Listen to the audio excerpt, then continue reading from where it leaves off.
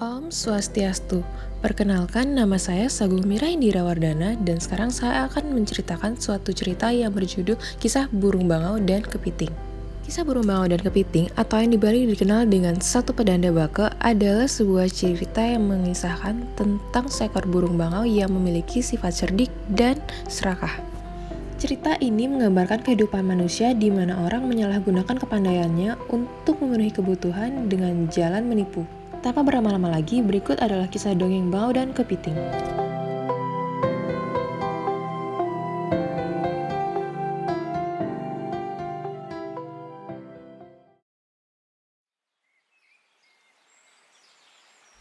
Di sebuah hutan, terdapat sebuah kolam yang dihidupi banyak ikan.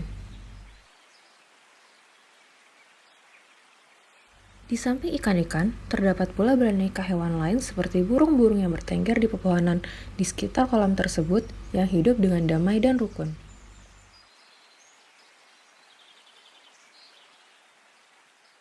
Ikan-ikan itu takut akan keberadaan burung bangau putih yang mencari makan berupa ikan di kolam itu. Mereka pun menghindar dan bersembunyi dari burung bangau. Karena kesulitan untuk memperoleh makanan, maka timbullah niat jahat sang burung bangau untuk mengelabui ikan-ikan tersebut. Sang bangau pun mulai menyusun rencana untuk menarik simpati para ikan.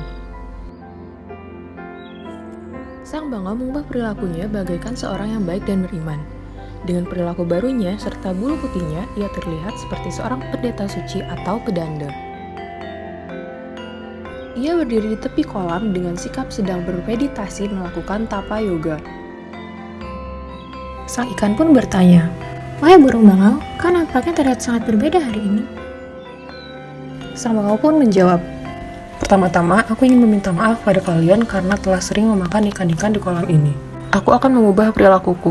Aku sekarang akan menerapkan ajaran Tikaya Parisuda dan ingin melebur serta menebus kejelekan yang dulu aku lakukan." Sang bangau juga melontarkan kata-kata bijaksana dan pantang untuk memakan ikan-ikan di kolam itu. Ikan-ikan pun kagum melihat perilaku sang bangau dan beranggapan sang bangau akan menuntun mereka pada jalan kebenaran dan kebaikan. Sang bangau mulai mendapatkan kepercayaan dari hewan-hewan di hutan, terutama ikan-ikan di kolam tersebut. Pada suatu hari, sang bangau terlihat sangat khawatir dan ketakutan. Ikan-ikan pun mendekat kepada sang bangau dan bertanya atas apa yang terjadi.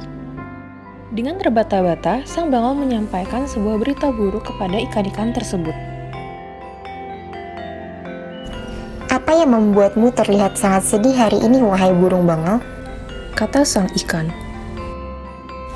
Sang bangau pun menjawab, "Aku memikirkan nasib-nasib kalian, teman-temanku di sini.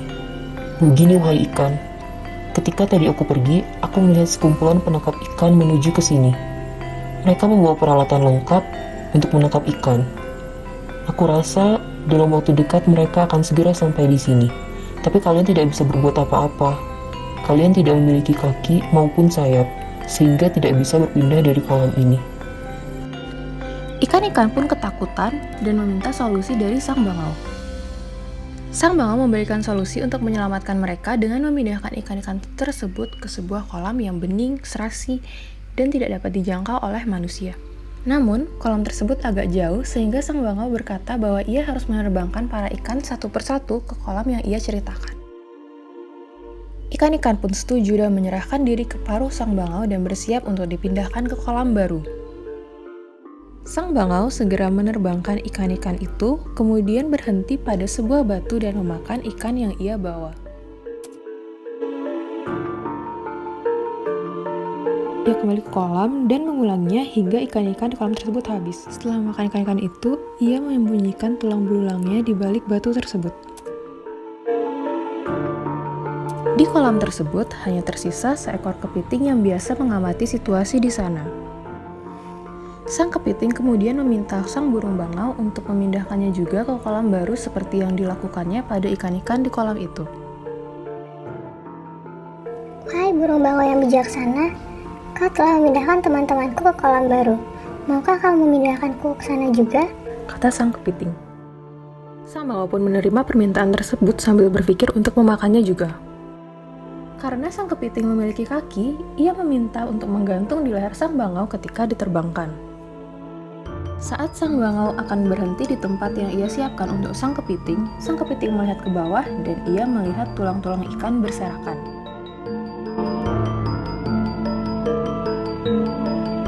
Sang kepiting seketika mengetahui bahwa semua itu adalah akal-akalan dari sang bangau untuk bisa memakan semua ikan di kolam.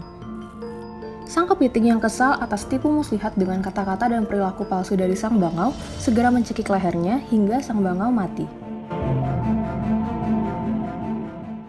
Perbuatan sang bangau yang serakah dibalik perilakunya berpura-pura menjadi orang suci dan bijaksana untuk mendapatkan makanan sangat tercela dan ia menerima hasil dari perbuatannya itu. Cerita tersebut mengajarkan kita untuk tidak serakah dan menipu demi keinginan kita sendiri.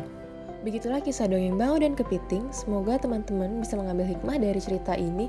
Terima kasih dan akhir kata saya ucapkan Om Santi Santi Santi Om.